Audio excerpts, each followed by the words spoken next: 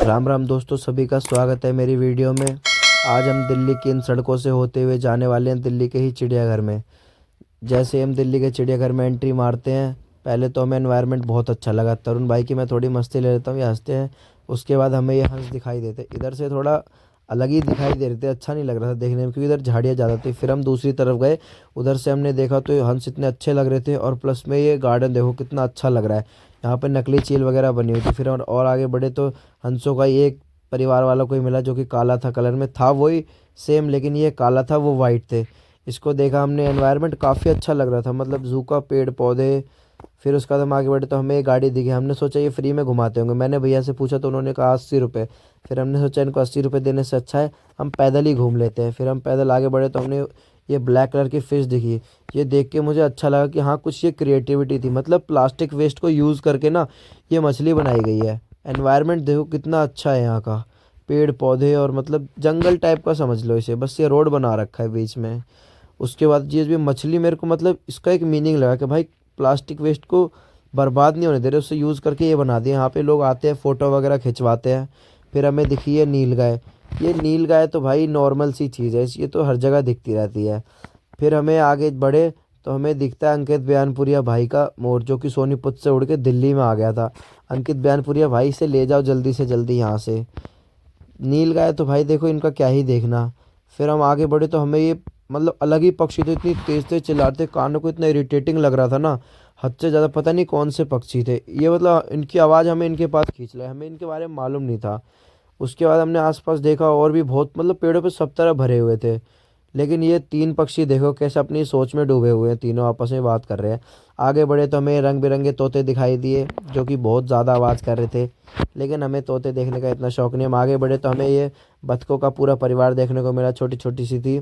लेकिन पानी थोड़ा गंदा लगा मुझे, पानी मतलब गंदा था थोड़ा इसमें। फिर हम और आगे बढ़े तो हमने देखा ये बिना पूँछ वाला बंदर। ये बंदर देखो, इनकी पूँछ ही नहीं है, आपको दिख रहा होगा वीडियो में, देखो पूँछ ही नहीं है इनकी। फिर हम और आगे बढ़े तो देखा इन्हीं बिना पूँछ वाले बंदरों की फैमिली थी। फिर आगे बढ़े, इंडियन हाथी।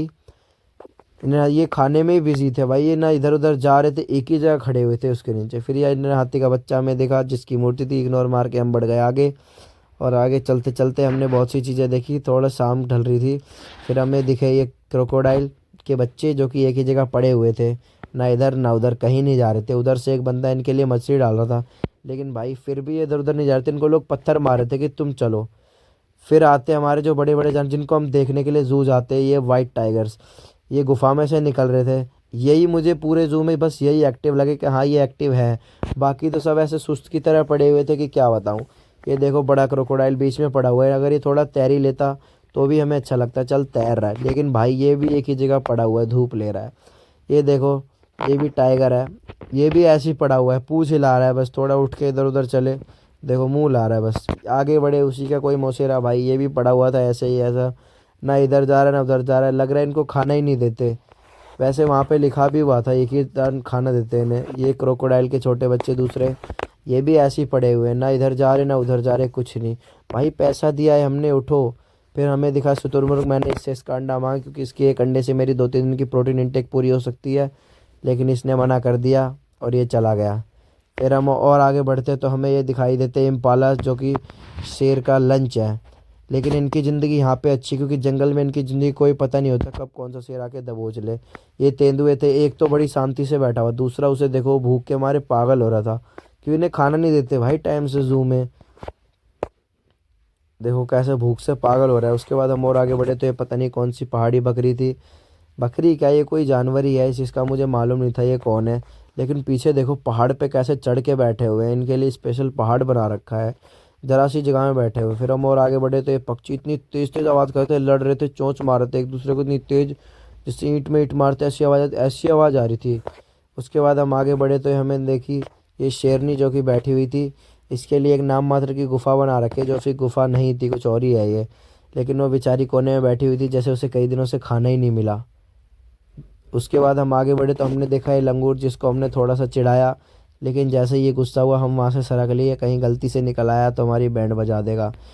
इसको देखो तेंदुआ, ये कैसे बावला हो रहा है, इसके आसपास इतनी भीड़ लगी हुई थी ना, अगर इसको मौका मिल जाए तो 2-4 को तो मार ही डालेगा ये।